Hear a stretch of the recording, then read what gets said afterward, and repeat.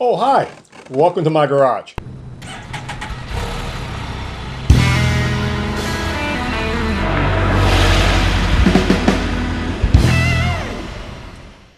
You know, one of the things I always find frustrating about life is oftentimes people look at the end result of years of hard work and go, gee, you were lucky, but they never see the hard work that goes into something.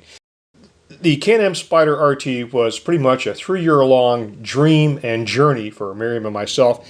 And I decided that when we first had the idea, since video is one of my hobbies, that I wanted to do a documentary, starting with the very first concept, thoughts, all the way through to now, and then maybe do some more videos as we get into traveling with the Spyder. I could tell you the story, or I can show you the videos. So let's just go back in time and look at some of those videos.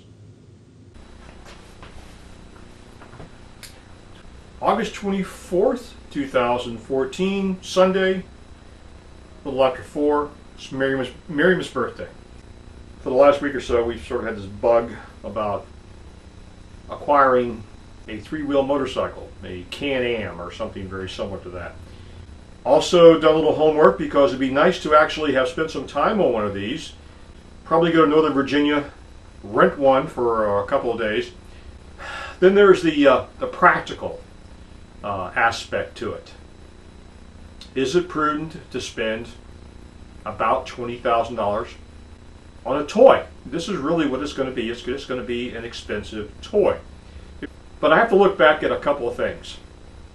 In 1989, and I bought an airplane. I was already a pilot. That was the most financially impractical thing that I have ever done to that point. But I look back on it, and I think, was that the right thing to do? The memories I created with my airplane, the places I've gone, the things I've experienced, every penny and then some, it was worth it. Then on the other end of the spectrum, I have my dad. My dad has always been a role model for me. Frugal to it. The man could make a penny cry. The only problem is he is now in his early 80s. He's comfortable. He has no real financial problems. Has a little bit of money, but has done really nothing in his life to really experience life. And I guess maybe that was not what he wanted out of life. And I understand he had to work hard for his money, but he doesn't have any stories except for that of work. And I don't want to be that guy in my 80s looking back and go, paying all my bills. I want to make some memories. So, just some thoughts on why we choose to move forward with the most illogical thing that a human being can do. But I think that's what we want to do. What about Miriam?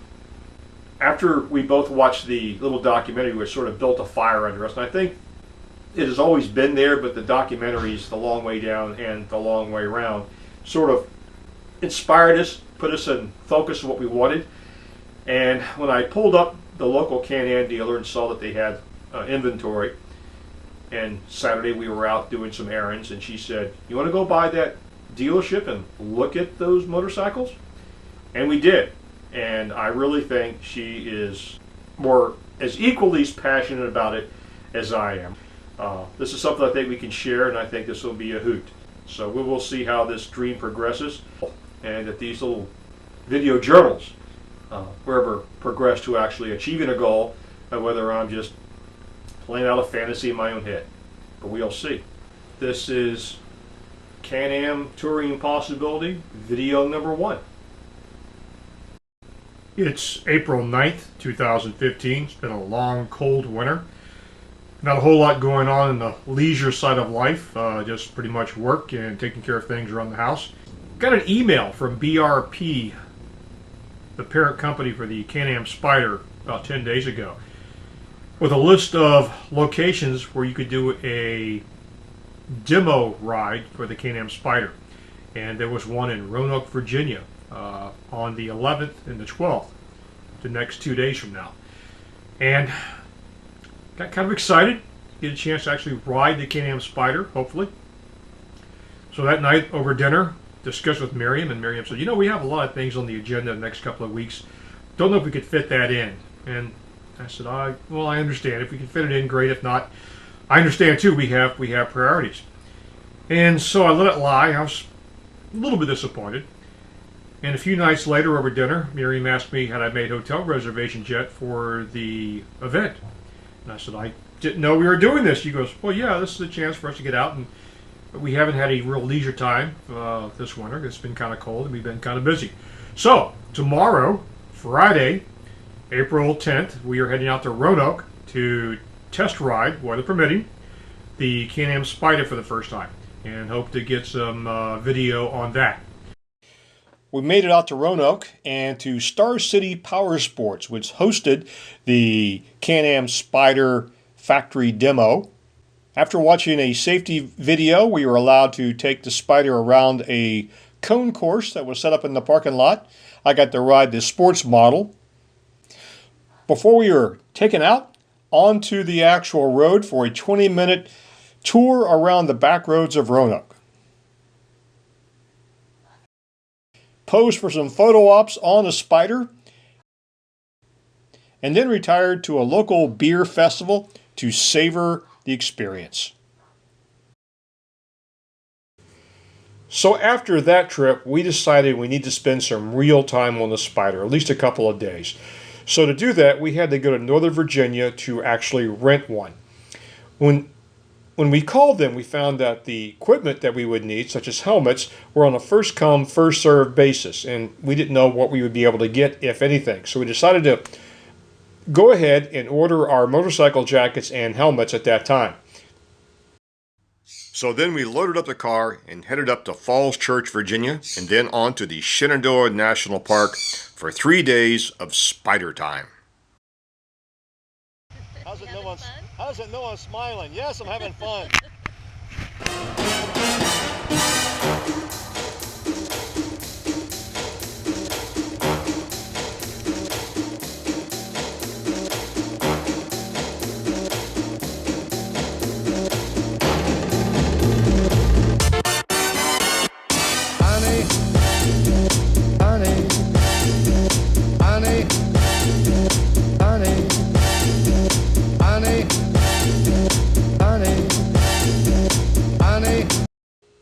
That was a great trip. Shot a lot of video, which I put together in another video segment entitled Getting Ready to Get Ready, which I'll link to at the end of this video.